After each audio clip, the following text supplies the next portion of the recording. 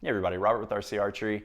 This video is quickly approaching the end of the decade. If you're watching it when I uploaded it, this is going to come out as a Tuesday's tip of the week on New Year's Eve.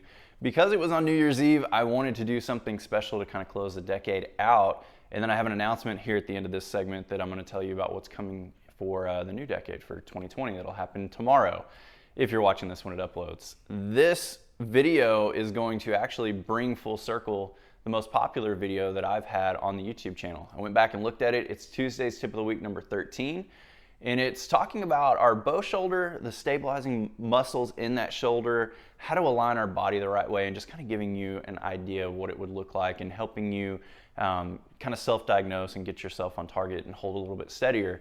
And that video is actually an expansion of one topic in an instructional video that I had made right before that, and it was just a way to kind of expand on that and give you some more information on it. And honestly, when I did that video, I thought it would probably be the worst performing video that I had on the channel, and a lot of that was because the sound quality was horrible on it. It was before I had this microphone that I'm using now, and the cicada noise is really bad on it, and it was actually one of the leading factors as to why I wanted to get a microphone and start using that, because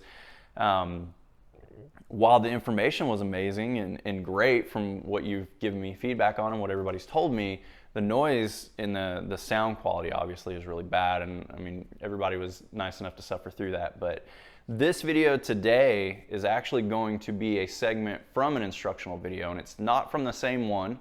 The one that I pulled from for the Tuesday's Tip of the Week 13 was over form and bow fitment, and it was an earlier video that I had done.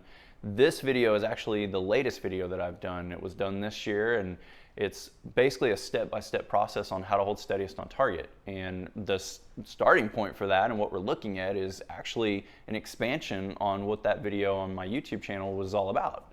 And it's going to be teaching you my feelings and my thoughts on how to hold yourself in the middle of the target the easiest. And it's basically a way to eliminate drift. So if you're holding long on target and your body is breaking down, or if your shot happens too fast, you're not right there in that sweet spot of being in the middle of the target. And my thoughts and my feelings on it is if I can use my body, the biomechanics of my body, to align my stance, which helps my hips align, and my hips control my shoulders, and that controls my left and right on target, so my horizontal platform on there. If I can control that and keep myself closest to the middle, I'm going to have the highest chance of being able to hit the middle whenever I'm shooting, no matter what. So that's what this is all going to be about, and it's a segment of many in an instructional video that I sell, and I'll put that down in the link below if that's something you want to check out, and maybe something that you think will help you. That'll at least give you an easier way to find it. But this will be my way of kind of bringing everything full circle and closing out a decade before we start into a new one. Now, the exciting news that I have for us today is, if you're watching this again when it uploads here on New Year's Eve, tomorrow on New Year's Day, I will have my very first podcast out. Now, this is something that is both kind of nerve-wracking and kind of exciting for me at the same time, but it's a request that I've got several times over the years, and I've just never really looked into it because it was adding something new, and at the time, I was focusing really hard on these videos.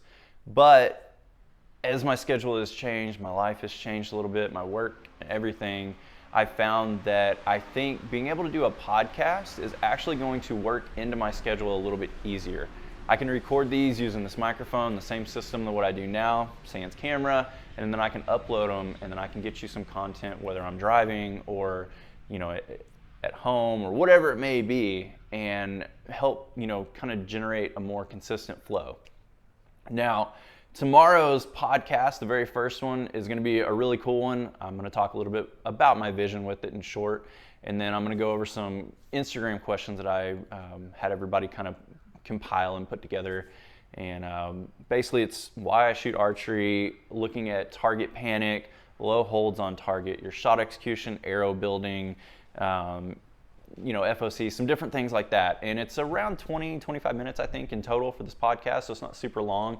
A lot of people have been telling me maybe on their drive and their commute they're listening to them, or maybe at work, and you know, I'm guilty of that too, but it's easier to listen to them and kind of time frame it out like that. But comment below, let me know some things that you would like to hear in a podcast. Let me know your thoughts on the time frame format, what you're thinking of. I'm going to try to build this over time, maybe have some guests come in, do some different things, some different topics that way. do more than just answer questions, maybe have segments of target panic only discussions or something like that. And then kind of another thing that I'd really like to work on too is I've just started shooting again after a month, and just crazy with life and everything going on. I had some break in between tournaments, and now my indoor season is really going to be kicking off and finishing up here in the next few months. And I'm actually going to be documenting my road back to a 300 on a Vegas face. So I shot for the first time in a month this week. I shot a 297, wasn't horrible, wasn't great. I felt a little bit better than I thought I would, but it's inconsistent because I haven't been shooting a lot. Muscle memory isn't there, muscle isn't there, just the context of how I'm holding the bow and what I'm doing. So I'm gonna go over my thoughts, what I'm looking at on trying to get back to it, what I'm going through, feeling, and just trying to give back on that, and maybe give an idea on how to collect those last few points if you're looking for that too. So that's gonna be my idea on the podcast and maybe some of these videos as well. But again, guys, thank you very much for watching all these videos, sharing them with your friends, spreading the word. I'm gonna link this segment in so that you can see an instructional video that I sell and give you full out content on how to set yourself up to hold steadiest on target when it comes to your stance and your biomechanics of your body for your natural point of aim. But I appreciate it, guys. I'll see you soon.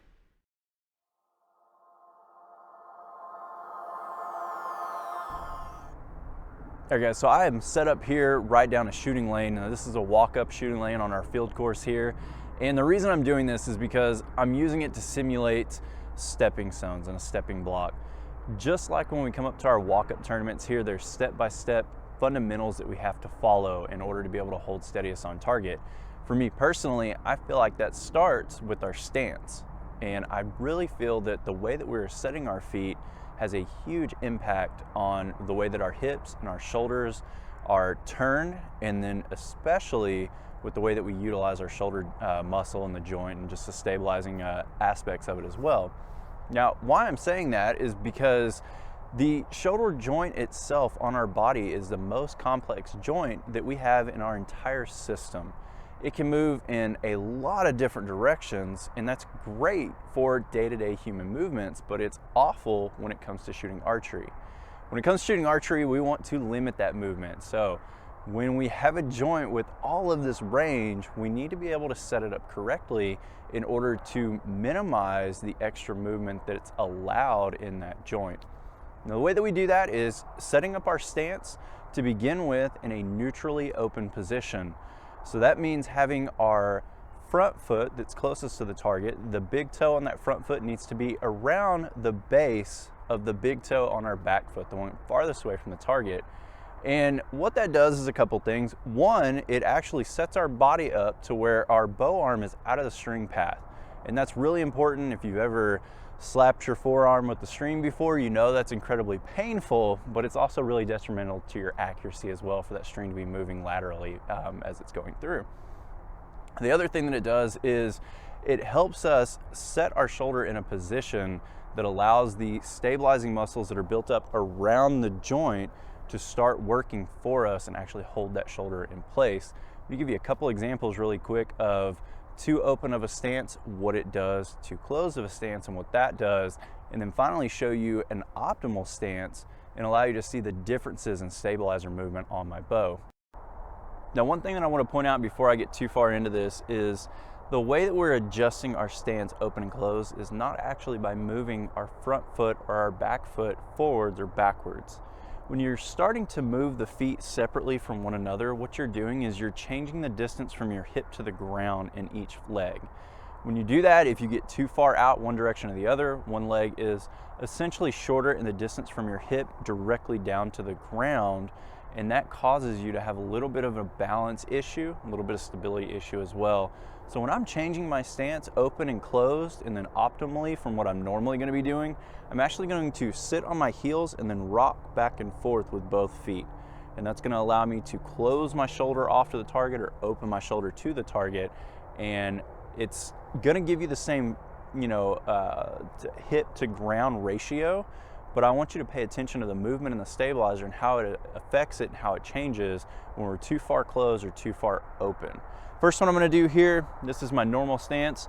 I'm going to rock this over a little bit and I'm going to get a little bit too close to the target, And I want you to see that when I'm in this position, I have to fight the bow. One, my arm is going to be in the string path, so I'm going to have to move my arm around in some weird ways. And then two, I'm not able to use the stabilizing muscles here on the front part of my shoulder and my chest area, so it's going to create a little bit extra movement. And I want you to see what that movement looks like.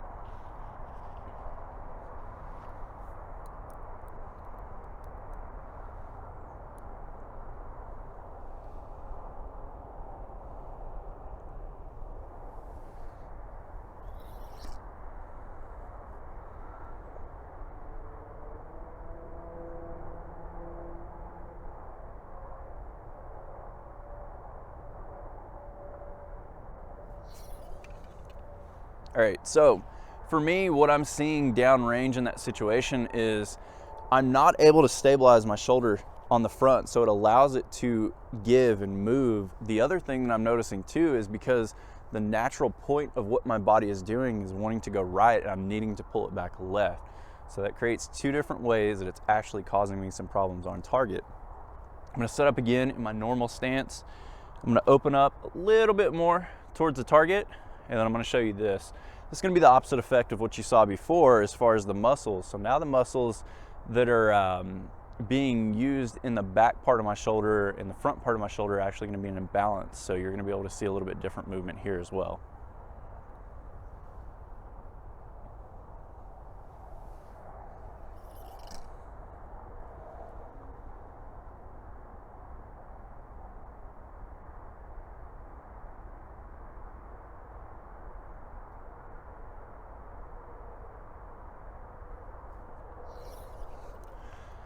So now, when a couple different things happen to me. One is, again, I'm too far open, so my pin is wanting to drift to the left because it's naturally wanting to align my shoulders and my hips together, so I'm having to pull it back right. The other thing that I noticed is my up and down variance is bigger on this one too. And again, that's because I'm not able to utilize the muscles in my shoulder, but it's really more than anything, it's because I'm not able to utilize the muscles in my core. When my arm and my core aren't aligned, so my arm is further this way versus what my core is doing, all of these muscles right here that support our shoulder and hold us up, they almost get disengaged, and I really start to fight the bow to be able to hold steady up and down vertically. And what that causes me to do is need to maybe pull a little bit harder and create a little bit more jitter in my sight picture, and just overall, it's causing me a lot of problems. I'm gonna show you one more really quick. This is my optimal stance. The way that I found this is being able to base it off a drift platform.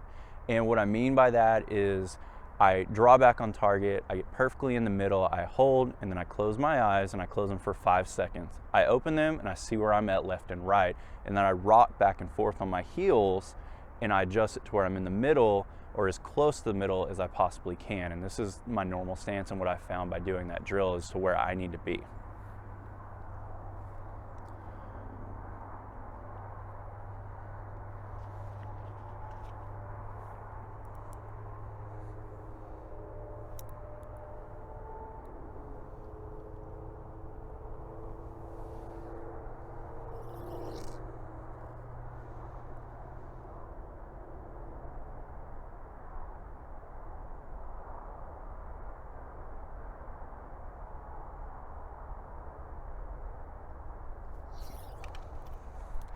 All right, now because I'm human, you're gonna have float, and same for you. Everybody's float, natural float, is gonna be different, and it's gonna vary day to day. It's a very cold day today. My muscles aren't warmed up. I haven't actually been shooting, so I've got a little bit more shake and a little bit more movement than normal, but the direction of movement is what I want you to look for, and that's what you need to be able to look at. As well as your natural point of aim, you need to start looking at the direction of movement too, whether it's laterally or more vertically, to help you find out maybe I'm a little too open, maybe I'm a little too closed.